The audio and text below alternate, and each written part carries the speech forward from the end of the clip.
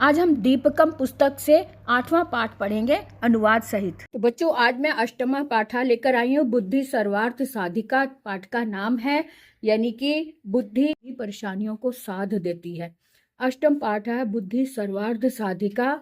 संसारे उत्तम जीवनाय बुद्धिपूर्वकः व्यवहारः आवश्यकः भवति। अर्थात संसार में उत्तम जीवन के लिए बुद्धिपूर्वक व्यवहार आवश्यक होता है। बुद्धिपूर्वकेण व्यवहारेण कठिनम अपि कार्यम सहजम भवति। बुद्धिपूर्वक व्यवहार से कठिन कार्य भी सहज हो जाता है। विशेषतः स्पर्धाया समय यदि प्रतिपक्षः अतीव प्रबलः तर्हि बुद्धिबलेन वयम तम जेतुम शक्नुमः। अर्थात विशेष रूप से जब स्पर्धा यानी प्रतियोगिता कोई होती है, प्रतियोगिता के समय में यदि प्रतिपक्ष यानी दूसरा पक्ष अति बलशाली हो, बलवान हो, तब बुद्धि बल से ही हम सब जीत सकते हैं। शरीर बलात् बुद्धि बलस्य महत्वम कथम अधिकम, यानी शरीर के बल से बुद्धि बल का महत्व कहीं अधिक होता है। ऐसा कथा प्रतिपाद्यति, ऐसी कथा प्रतिपादित है इस चैप्टर में। एताम कथाम, ऐसी कथा को हम पढ़ रहे हैं। तो देखते हैं ऐसी इस कथा को हम इस पाठ में पढ़ते हैं।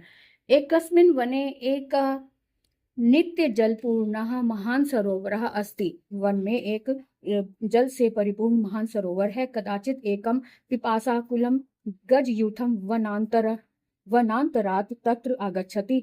एक कहीं से एक प्यास से व्याकुल गजयूथ वन में से वहां आ गया। तस्मिन् सरोवरे ते गजा स्वेच्छया, तस्मिन् उस सरोवर में वे सब हाथी स्वेच्छा से, अपनी इच्छा से जल पीकर, स्नान करके और क्रीड़ा करके यानी मस्ती करके सूर्यास्त समय, सूर्य अस्त होने के समय में वहां से निकलते हैं। तस्य च सरोवरस्य तीरे समन्तात सुकोमल भूमौ बहूनि शशक बिलानि सन्ति।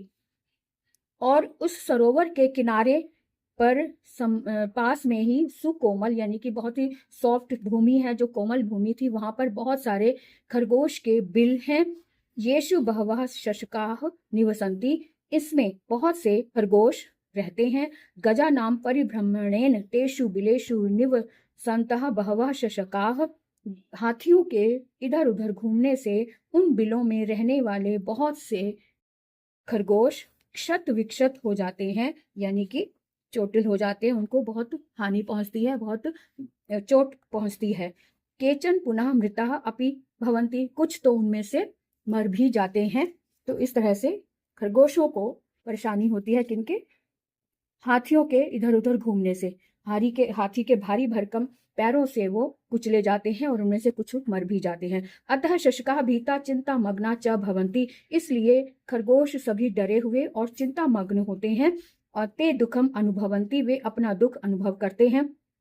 स्वरक्षार्थम च ते उपायम चिंतयति, अपनी रक्षा के लिए वे उपाय सोचते हैं। एकस्मिन् दिने सायंकाले तेषां शशकानां सभा भवति। एक दिन सायंकाल उन शशकों की यानी उन खरगोशों की एक सभा होती है। सर्वे शशका स्वमतम प्रकाशयन्ति, सभी खरगोश अपना मत प्रकाशित करते हैं, रखते हैं। परम ते समाधानम ना प्राप्नुवन्ति, परंतु कोई भी समाधान प्राप्त नहीं होता। अंते शशक राजा वदति, अंत में शशक राज बोलता है, अहम एव उपायम चिंतयामि, मैं ही एक उपाय सोचता हूँ। अधुना वयम सर्वे स्वगृहं गच्छामः, अभी हम सब अपने घर चलते हैं। अस्मिन् दिवसे रात्रौ सः शशक राजा यूथाधिपस्य गजराजस्य समीपम गच्छति। किसी और दिन रात्रि के समय वह शशक राज गजराज के समीप जाता है। सह गजराजम कथयति, वह गजराज कहता है, हे गजराज, एषः सरोवरः चंद्रस्य वास स्थानम अस्ति। हे गजराज, यह सरोवर चंद्रमा का निवास स्थान है। वास स्थान मतलब यह सरोवर चंद्रमा का के रहने का स्थान है। वयम शशकाः तस्य प्रजा स्मः, हम सब खरगोश उसकी प्रजा हैं। अतः एव सह शशांक इति नामना प्रसिद्ध,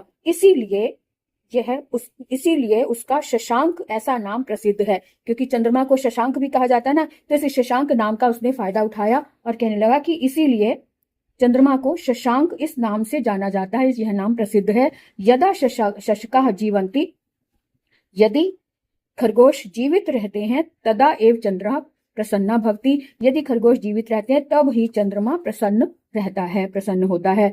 गजराज पृच्छति, गजराज ने पूछा, कथम अहम विश्वासम करोमि, मैं कैसे विश्वास करूं?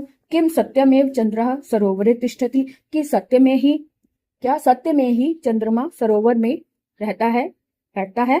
तो यदि सरोवरस्य चंद्रदेवस्य वास स्थानम तर्हि तत् प्रदर्शयतु, यदि सरोवर चंद्र देवता का वास स्थान है तर्हि तत् प्रदर्शयतु, तो फिर इसे प्रदर्शित करो, यानी इसे प्रमाणित करो।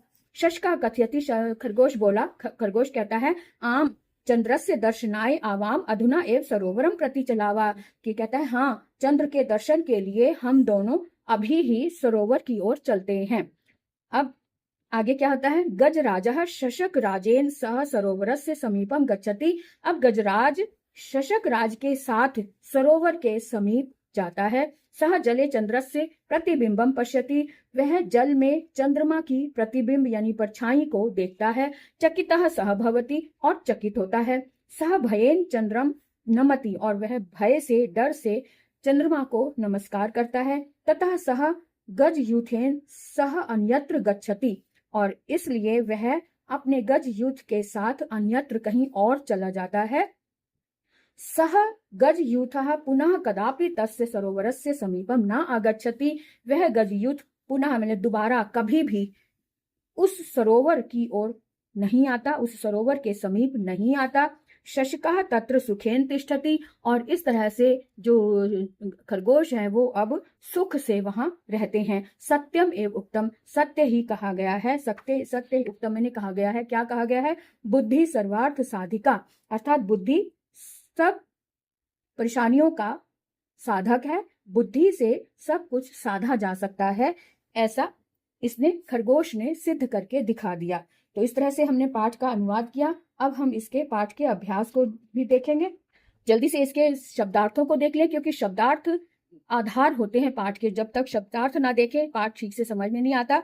तो वयम शब्दार्थान जाने, हम लोग शब्दों के अर्थ को जानते हैं। कैसे? यहाँ पे शब्द जो संस्कृत में आए हैं पाठ में वो हैं, और इसका संस्कृत में एक अर्थ क्या है वो दिया हुआ है, और हिंदी में भी दिया, इंग्लिश में भी दिया, और साथ में कॉलम बनाया हुआ है मातृभाषा या अर्थ लिखंतु, यानी कि जो आपकी मातृभाषा है उसमें इसका अर्थ लिखो। अगर आप गुजराती हैं तो गुजराती में, मराठी है तो मराठी में, पंजाबी है तो पंजाबी में, अपनी भाषा में इसमें अर्थ लिखना है। वरा सरोवर मैंने जलाशय, और हिंदी में इसको तालाब बोलते हैं, इंग्लिश में पॉन्ड बोलते हैं। गजा को हस्ती भी बोलते हैं संस्कृत में, और हिंदी में हाथी, और इंग्लिश में एलिफेंट। शशकः को शशः यानी कि इसको खरगोश बोलते हैं हिंदी में, और रैबिट बोलते हैं। मृतः मैंने यानी मरे हुए, यानी डेड। भीतः मैंने संत्रस्तः यानी डरे हुए, स्केयर्ड। प्रतिबिंबम यानी छायाम, परछाई, शेडो। चिंता मग्न यानी चिंता आकुल, चिंतित, वरिड। शशांक यानी चंद्राह, चंद्रमा, और मून, और नामना नाम ध्येयेन या नाम से, और बाय द नेम। इसके बाद देखो इसमें जो धातुएं आई हैं उनका भी प्रयोग कैसे होता है वो भी हम देखेंगे। जो नई धातुएं इसमें आई हैं उसमें क्या, अब क्रियापदाना मूल धातु अस्ति, क्रियापदा पद जो आए हुए हैं उसमें मूल धातु क्या है? इसमें निवसति में नी उपसर्ग लगा है, वस धातु है। ये मूल धातु क्या है? वस धातु है। प्रकाशयंती में प्र उपसर्ग है, और काशी इसमें धातु है। भवंती में भू धातु है, और जो भव से रूप चलते हैं। नमति में नम धातु है, इसके रूप नमति, नमता, नमंती ऐसे चलते हैं। गच्छति में गम धातु है, और गच्छ के तरह इसके रूप चलते हैं। गच्छति, गच्छता, गच्छन्ति। और आगे देखें तिष्ठन्ति में तिष्ठ यानी कि स्था धातु है, और इसके रूप तिष्ठति, तिष्ठता, तिष्ठन्ति चलते हैं। तिष्ठन्ति के रूप स्था धातु है, स्था मैंने इस तरह से लिख दिया है, यहाँ पे ष्ठ लिखा हुआ है, यानी कि इसको हम स्था के रूप से अधिक अच्छे से समझ सकते हैं। स्था धातु को तिष्ठ की तरह चलाते हैं। तिष्ठति, तिष्ठता, तिष्ठन्ति।